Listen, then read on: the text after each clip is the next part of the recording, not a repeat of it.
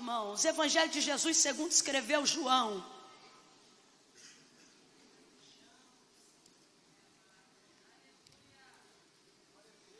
Capítulo de número 9. Moço da água.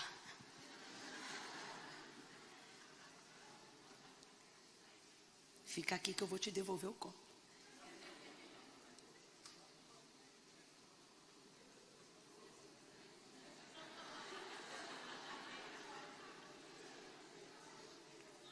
Só mais um pouquinho, peraí. Obrigada.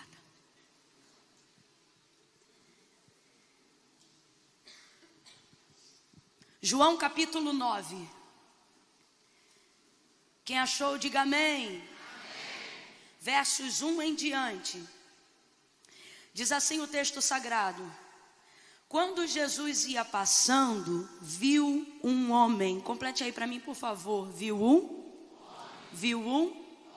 Isso. Quando Jesus ia passando, viu um homem cego de nascença. E os seus discípulos, ou os discípulos de Jesus, lhe perguntaram: Rabi, mestre, quem pecou? Este ou os seus pais, para que ele nascesse cego? E Jesus respondendo disse: nem ele pecou, nem os seus pais, mas isto aconteceu para que nele se manifestem as obras de Deus. Devemos fazer as obras daquele que me enviou enquanto é dia. A noite vem quando ninguém pode trabalhar. Enquanto eu estou no mundo, sou a luz do mundo. E tendo dito isto, ele cuspiu na terra, fez lodo com a saliva e aplicou nos olhos do cego. E disse: vai, lava-te no tanque de Siloé, que significa o enviado. E o cego foi, lavou-se e voltou vendo. Não, você não deve ter ouvido, eu vou ler de novo. E o cego foi, lavou-se e voltou vendo. Isso. Então os seus vizinhos e os que dantes o tinham visto a mendigar, perguntavam dizendo: não é este aquele que ficava assentado pedindo esmolas? E alguns diziam que era ele, outros diziam: parece com ele. Mas ele mesmo, ao ouvir, dizia: sou eu. E perguntaram-lhe então: como foi que abriram os teus olhos? E ele respondeu dizendo: o homem chamado Jesus. Oh, aleluia. O homem chamado Jesus fez lodo, untou-me os olhos e disse: vai ao tanque de Siloé e lava-te. Então eu fui, lavei-me e pude ver. Verso de número 19. Perguntaram aos pais desse moço: este é o vosso filho?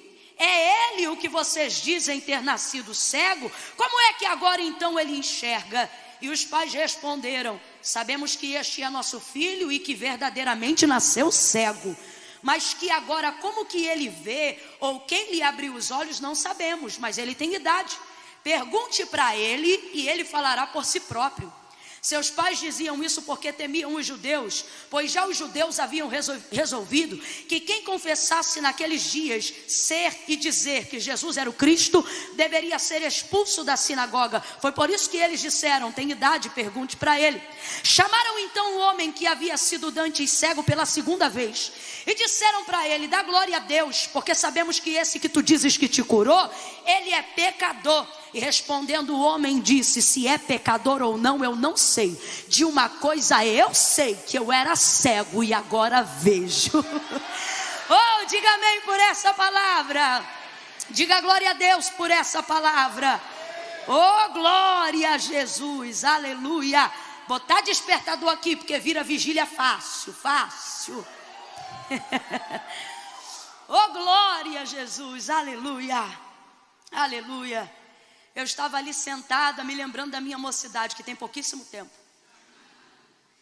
E eu estava ali pensando, como quando conheci Jesus e quando conheci o seu amor, porque eu não nasci num lar cristão, eu fiquei, o que eu digo, né, para o pessoal lá de casa, e quem me conhece dessa época sabe, eu fiquei maluca no Senhor. O que é maluca no Senhor? É quando você topa toda loucura, você está tão apaixonado por Jesus que você não mede nada.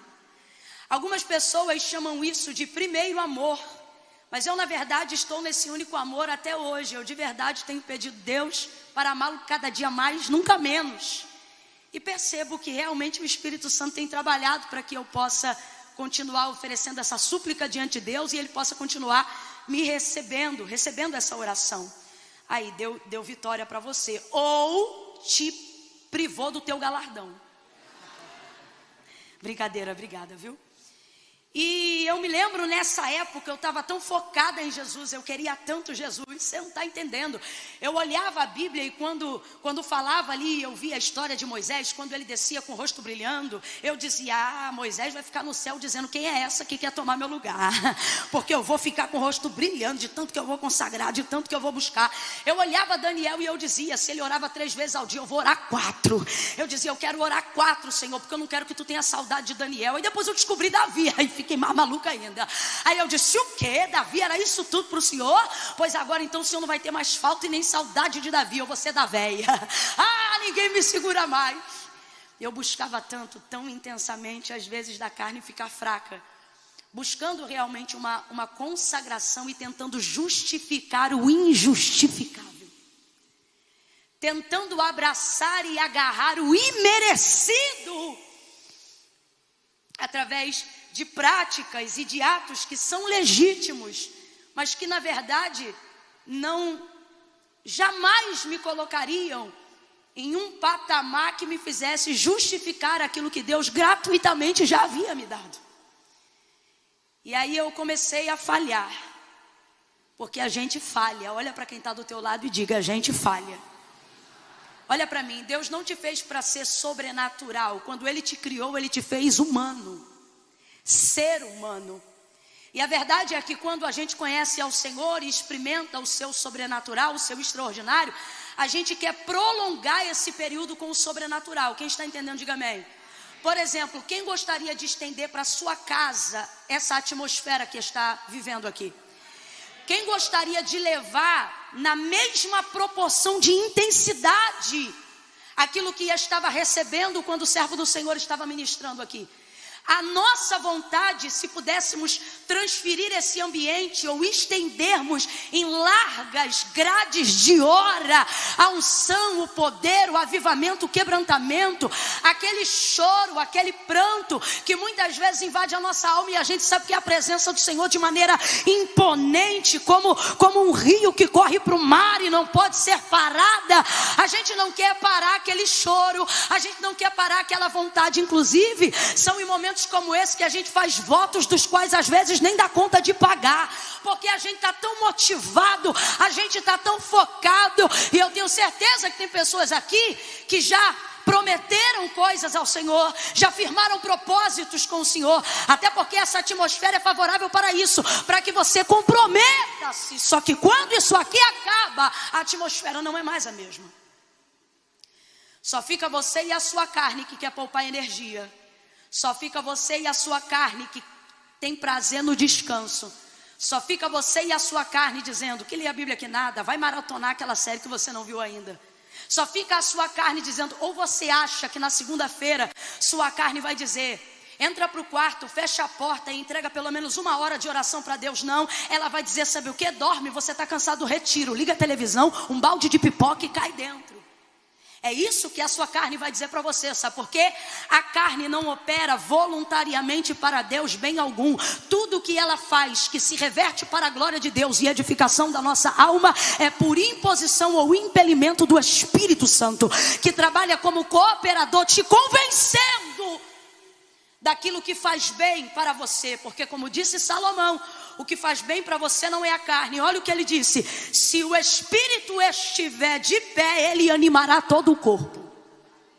Mas olha o que ele diz, porém, se o Espírito estiver abatido, quem pois o animará? E eu me lembro que fortalecia então nessa busca incessante muito o Espírito, mas a gente não foi chamado para ser sobrenatural. Por isso que até Jesus, depois de 40 dias, comeu.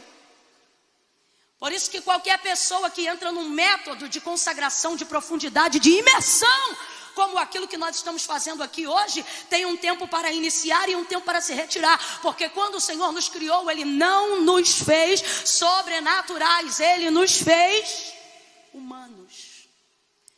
Quando Paulo pediu ao Senhor e ele dizia insistentemente, ele dizia: tira de mim, por 3 vezes ele anuncia, eu orei, eu clamei ao Senhor e eu disse: arranca de mim esse espinho na minha carne, esse mensageiro de Satanás, que de tempo em tempo vem me esbofetear. E quando o Senhor se destinou a respondê-lo, depois de um clamor repetitivo por 3 dias, o Senhor disse para ele: a minha graça te basta, e o meu poder se aperfeiçoa na sua força.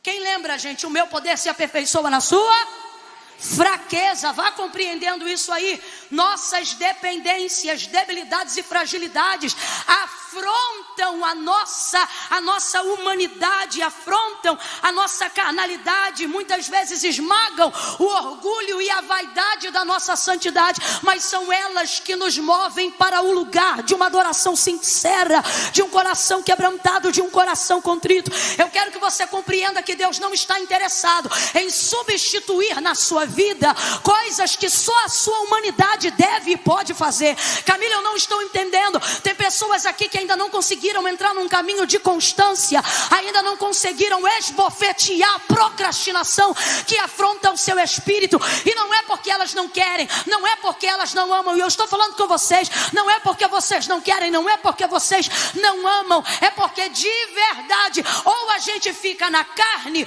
ou a gente fica no espírito. Na nossa cabeça a gente pensa que é isso. Ou você consagra muito e não peca, fica santarrão, fica crente pra chuchu, julga o pecado de todo mundo. Ou então você fica carnudão e tudo respalda pela graça e nada tem nada a ver e é oba-oba. E aí você fica lá e cá, lá e cá e lá e cá. Tua vida parece um eletrocardiograma, hora em cima, hora embaixo. E não foi assim que Deus nos criou. Por isso que não dá certo quando a gente fica só no sobrenatural. E por isso que também não dá certo quando a gente vem só pro natural. Porque quando o Senhor nos fez dotado de tricotomia, espírito, alma e corpo. E todos eles para andarem em harmonia. Por exemplo, quando o Senhor criou o homem e o plantou no jardim do Éden, preste muita atenção, não há pecado no mundo. Eu quero que você imagine agora a cena do jardim. Imagina a cena do jardim, gente. O cenário perfeito que só será retratado novamente na eternidade. Um lugar sem pecado, sem erro, sem maldade, sem mentira, sem engano. Um lugar onde eu não preciso forçar, nem para sentir Deus, nem para fluir Deus, e nem preciso esmagar a minha carne, porque até a minha carne coopera com a comunhão que eu tenho com Deus. A cena e a vida de Adão era essa. Então diga para mim, o cenário é perfeito, sim ou não? O cenário é perfeito, sim ou não? Mas ainda assim, no verso 18, mesmo tendo Deus feito todas as coisas, quando ele percebe Adão dentro daquele cenário, que humanamente falando é de perfeição, não é Adão, mas é o próprio Deus que diz assim: não é bom que o homem esteja só. Aí eu te pergunto, você vê Deus indo conversar com ele todos os dias, não como a gente aqui em espírito e em verdade, mas em pessoa? Completa para mim, para eu ter certeza que você está me ouvindo bem, hein? Pessoa. Imagine absolutamente nenhum outro homem, nem mesmo Moisés, porque o viu de relance apenas pelas costas, mas Adão via Deus face a face.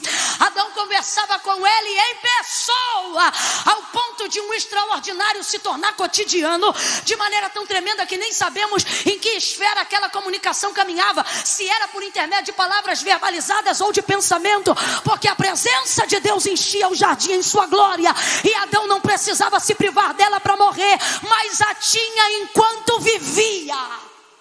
Vai ouvindo isso aí? Um homem que vê Deus em pessoa todo dia, tem falta de alguma coisa? Tem falta de alguma coisa? Não, porque você quer colocar na rotina o sobrenatural, mas Deus vê que um homem que vê ele todo dia e fala com ele todo dia vai sentir falta de alguma coisa, e ele não se ofende com isso, porque quando ele criou o homem, ele não disse façamos igual, ele disse façamos semelhante.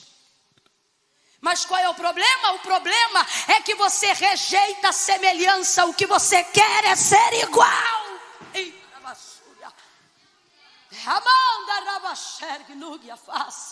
A gente quer ser igual. A gente não percebe que quer ser igual, porque ninguém aqui em sã consciência quer tocar na glória de Deus. Mas por que eu estou dizendo que ainda assim a gente quer ser igual? Não admitimos nossas fraquezas, não perdoamos os nossos fracassos, colocamos a nossa consciência com uma culpa tão grande verdade que não falamos com Deus depois de um tempo sem falarmos com Ele, porque sentimos vergonha dizendo: eu deveria buscar mais a Deus, eu deveria estar mais na presença de Deus, mas como eu já estou tanto tempo sem falar com Deus, eu tenho vergonha de falar com Ele. E pensa que isso é consciência, quando na verdade é a sua consciência de culpa, te culpando e te punindo. Por quê? Deus perdoa, Deus te quer de volta, Deus te chama pelo nome, porém você não admite ser tão falho, porque Deus é tão perfeito que Ele merece o teu melhor. E aí, por você não me conseguir entregar a régua do teu melhor, você tem se distanciado cada dia mais, porque você pensa que essa culpa é o suficiente para estabelecer uma sentença de afastamento de Deus. Aí você pensa que quem se aproxima mesmo culpado é sem vergonha. Não é sem vergonha, é alguém que está entendendo que a culpa não muda nada, mas o arrependimento e a confissão muda tudo. É alguém que se aceita, é alguém que compreende que realmente é falho. E a palavra de Deus é muito clara: um coração contrito e quebrantado não desprezará o Senhor. E por que eu estou falando isso ainda antes de entrar no texto sagrado? E tem tudo a ver, porque quantos de nós estamos deixando de viver em intensidade, em profundidade com Deus, porque achamos que a nossa humanidade e a nossa natureza criada por Deus nos afasta dele, quando na verdade era isso que Deus ia encontrar-se com Adão todos os dias. Ele vê Deus, Deus o vê, e ainda assim ele diz: não é bom que o homem esteja só. E por que então o Senhor entrega uma esposa para ele, uma mulher para ele? Porque o Senhor sabe que existem áreas da vida de Adão que, nem sendo ele Deus, ele preencherá. E por que não preencherá? Porque não o cabe, porque Deus não o fez igual, Deus o fez semelhante. Então quem está criando problema com isso é você. E por que eu estou dizendo isso? Porque Deus conhece a nossa humanidade e através da nossa humanidade usará caminhos para melhorar e estreitar o relacionamento conosco. Suas fraquezas não determinam o seu fim, elas determinam apenas o ponto de partida de por onde Deus começa a agir. A Bíblia é clara, o texto diz que Jesus ia passando, e passando viu um homem. Complete aí para mim, por favor. Passando ele viu um. Só que quando os discípulos perguntam imediatamente, vendo que Jesus parou para observá-lo, imediatamente a vida do homem vira tese teológica. E eles começam a perguntar: Rabi, quem pecou? Este ou os seus pais, para que ele nascesse cego? Completa aí, igreja, para que ele nascesse? Então veja, onde todo mundo vê apenas um cego, aonde todo mundo vê apenas a deficiência de um homem, Jesus não vê o que ele tem. O que ele tem? Deficiência. E qual é a deficiência? Cegueira. Os discípulos prontamente perguntam: quem pecou, ele ou seus pais, para que nascesse cego? Porque os discípulos estão observando o que ele tem, e para os discípulos o que ele tem determina quem ele é. Ele é esmoleiro porque tem cegueira. Tem cegueira? É esmoleiro, deve ter pecado. Rabi, quem pecou? Este ou seus pais, para que nascesse cego? Veja, eles só observam o que ele tem e só observam o que ele faz em razão do que ele tem. Se fosse o texto dizendo que eram os discípulos que estavam passando, ao invés de ser Jesus, certamente estaria escrito assim: quando os discípulos estavam passando, viram um cego. Porque eles só conseguiam visualizar a deficiência do homem. Tanto que eles perguntam sobre o homem, mas não chamam ele de homem, chamam ele de cego. Rabi, quem pecou? Seus pais ou ele, para que ele nascesse cego? Eles olham e só veem um cego. Jesus olha para o cego e vê um.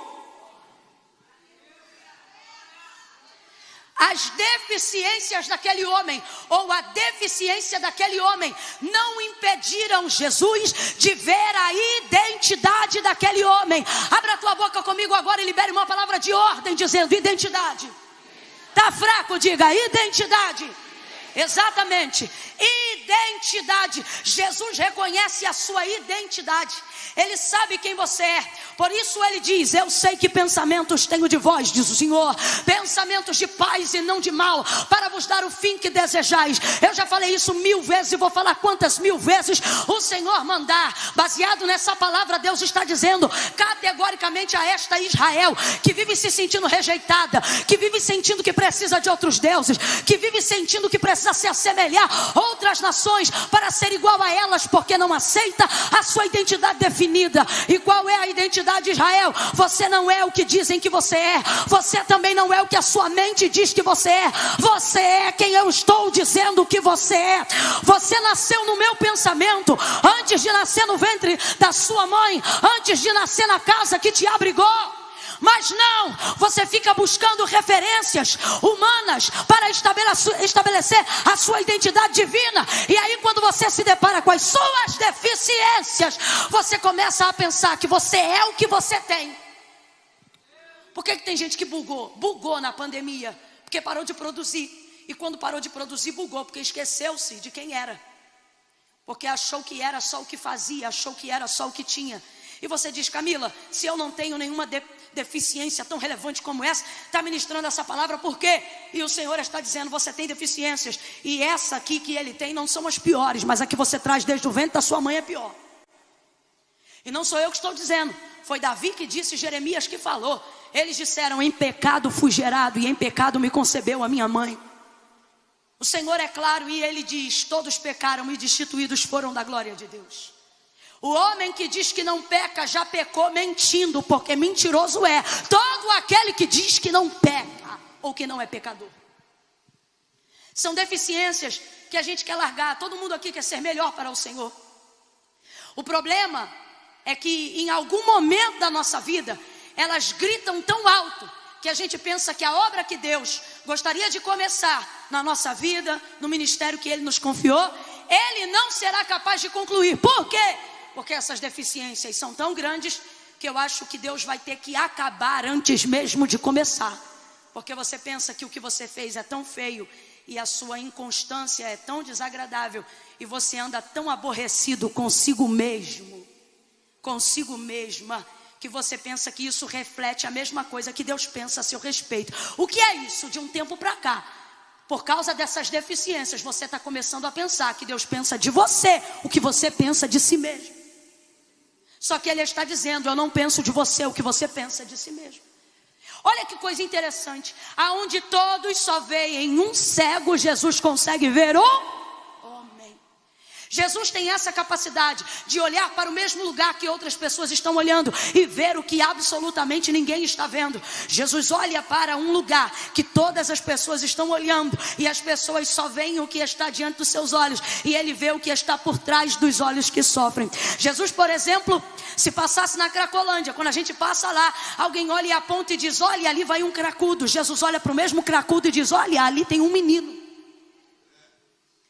Num prostíbulo ou num ponto de prostituição, humanamente falando, por causa daquilo que alguém faz, a gente define a identidade daquela pessoa por aquilo que ela está fazendo. Então a gente passa e diz: olha, é uma prostituta. Jesus passa olhando para a mesma prostituta, e antes de ver o que ela faz, ele consegue enxergar quem ela é. Ele olha e ele diz: olha, uma mulher. Ele tem essa capacidade. E Jesus está dizendo aqui: ei, antes de tudo que te afronta, que te humilha, que te diminui, eu estou contemplando a sua humanidade, e eu não quero que você se afaste dela para me alcançar, porque é confessando suas fraquezas que você se aproxima de mim. Quantos preferem manter distância? Eu vou dizer por quê. Porque a distância preserva a imagem que eu quero que você tenha de mim. Por que tem gente que na rede social é tão legal, mas pessoalmente não consegue estabelecer contato? Porque na rede eu consigo passar para você a imagem que eu quero que você tenha de mim. Mas intimidade e proximidade revela defeito. Então existem pessoas e momentos da nossa vida onde a gente quer se distanciar das coisas de Deus, porque os nossos defeitos se agigantam quando nos aproximamos do Senhor. Quanto mais próximo de Deus você está, mais evidente fica o seu pecado. Sim ou não? Sim ou não? É por isso que arrogantes caminham longe de Deus. Pode ver.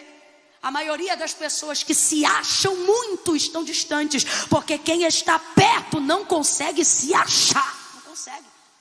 Só vê ele, só consegue reconhecer o quanto precisa descer. Jesus vê a humanidade desse homem, a despeito da sua deficiência, e então diz para ele, e então os discípulos dizem para ele: Rabi, quem pecou? Ele ou seus pais para que nascesse cego? Jesus diz: nem ele, nem os pais dele. Sabe o que o Senhor está dizendo? Parem de querer buscar respostas para estabelecer julgamento. É isso que Jesus está dizendo. Ele diz: nem ele, nem os pais dele. Jesus emitiu aqui uma alternativa que não havia sido pensada por nenhum dos discípulos, porque na mentalidade deles, o que ele está vivendo é colheita de pecado dos pais ou dele. E por que eles fazem essa colocação? Vou lhe dizer. Eles nunca perguntaram isso acerca do leproso, nunca perguntaram isso acerca do paralítico, nunca perguntaram isso acerca de nenhuma outra pessoa que tinha alguma deficiência e ao longo do caminho Jesus havia curado, mas perguntaram acerca deste cego. E por que fizeram isso? Porque na verdade eles estão intrigados de Jesus parar para dar atenção a um homem que tem uma deficiência de nascença. Camila, eu não entendi, vai entender agora. Existem alguns julgamentos precipitados ao nosso respeito, que eles na verdade não estão baseados no interesse que as pessoas têm, verdadeiro em quererem saber da gente. O que elas querem saber é o que Jesus viu na gente, o que Jesus está fazendo aqui. Quando para e olha para este homem, intriga os discípulos. Como é que um homem nesse estado teve atenção? Como é que um homem nesse estado está tomando o tempo de Jesus, sem que sua boca nem mesmo seja aberta? Existem palavras que as pessoas querem determinar sobre a nossa vida, mas não porque tem nenhum interesse nelas, é porque querem saber o porquê Jesus me escolheu. Por que Jesus escolheu? Grita tanto. Por que Jesus escolheu? Fala tão baixo. Por que Jesus escolheu? Dá glória alto. Por que Jesus escolheu? Não dá glória.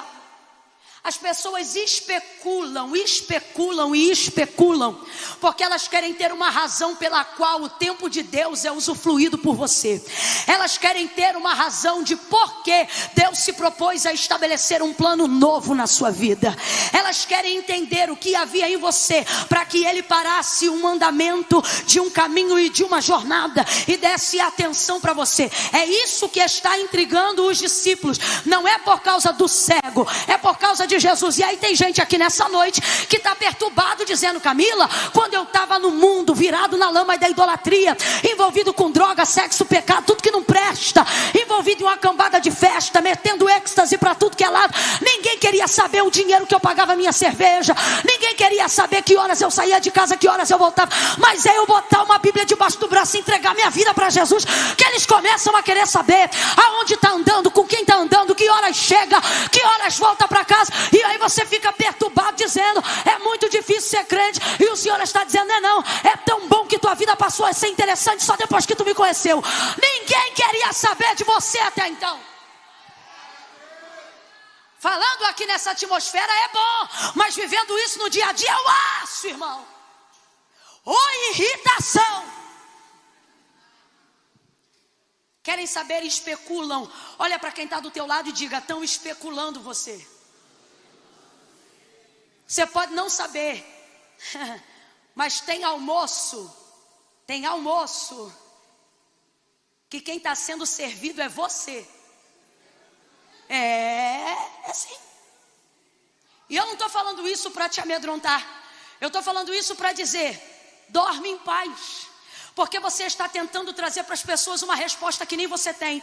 Então o que você começa a fazer, no caso nosso, não no dele, você começa a viver um tipo de vida que seja o suficiente para responder às especulações que as pessoas andam tendo a seu respeito, para saber se você é crente de verdade, se é bom marido de verdade, se é bom pastor de verdade, se é uma pessoa generosa de verdade. Você começa a viver uma vida para corresponder às expectativas e às especulações dos outros. Aí você vai ficando cansado de servir, cansado de adorar, e no final acha que difícil é o evangelho. Não, não é. Difícil é que você percebeu que por causa da perseguição e da especulação, você começou a usar toda a sua energia, toda a sua devoção para ter status social de santidade e tentar calar a boca do povo com teu testemunho, e isso está te esgotando. Deus me trouxe aqui nessa noite para dizer: você não tem a resposta que eles procuram, você não tem obrigação de corresponder à expectativa de nenhum especulador. Usa a tua energia para me adorar em espírito e em verdade. Não foi você que parou e olhou para mim, fui eu que parei e olhei para você. João capítulo 15. Olha para quem está do teu lado e diga assim: você está cansado? Diga, está cansado? Não é de culto, é de tentar dar resposta. Você não está cansado de ministério. Você está cansado de ter que se esforçar para mostrar que a unção é verdadeira. Você não está cansado da palavra. Não. Você está cansado porque está usando tudo que Deus te deu para servir a Ele, servindo às expectativas que estão sendo debruçadas sobre você, de gente que emoldura você dentro de um lugar onde nem eles se colocam. E você acha que tem que atender essas expectativas. É disso que você está cansado. Só que há exemplo da vida do cego. Nós vamos sair daqui nessa noite entendendo o que Jesus explicou. E João escreveu no capítulo 15, quando ele disse: não fostes vós. Olha o que o texto diz: e passando Jesus, viu um homem. Então presta atenção, o homem era cego. Passando Jesus, viu um homem. Quem viu quem? Jesus viu quem? E o homem era... podia ver a Cristo? Então quem viu quem? Quem viu quem? Jesus está dizendo: você quer dar através da sua vida respostas que só eu posso dar, porque quem te escolheu fui eu. Quem sabe o motivo pelo qual eu te escolhi fui eu. Não fostes vós que escolhestes a mim, mas eu que vos escolhi a vós. Fala a verdade, fala a verdade. Você também não sabe o que ele viu. Fala sério. Não sabe o que ele viu. Tem coisas que só a eternidade vai revelar. A canção que o irmão Wesley cantou aqui, ele disse que tem sido a canção da vida dele, tem sido a canção da minha vida há mais de 30 dias. E é interessante que eu fui capturada por essa canção, não só pela melodia, harmonia maravilhosa, voz impecável, mas por uma parte que diz desprezível. E eu comecei a perceber que realmente eu não fluiria em nenhuma outra coisa senão no chamado do Senhor. E aí o Senhor começou a me lembrar dizendo: eu não te escolhi porque você era boa, eu te escolhi porque se eu não te escolhesse ninguém te escolheria, porque você era desprezível. Então como é que eu vou responder à indagação de pessoas que especulam e criam julgamentos precipitados a meu e a seu respeito, se eu também não tenho essa resposta?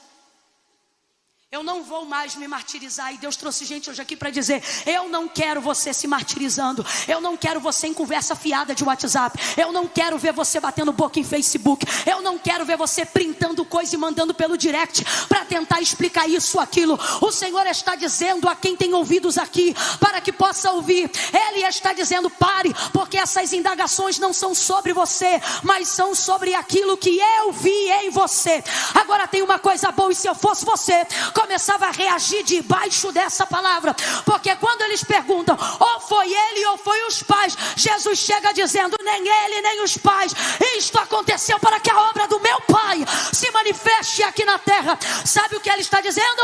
Isso não é sobre ele, nem sobre os que vieram antes dele, isso é sobre Deus, isso é sobre Deus, porque dele, por ele, nele e para ele são todas as coisas.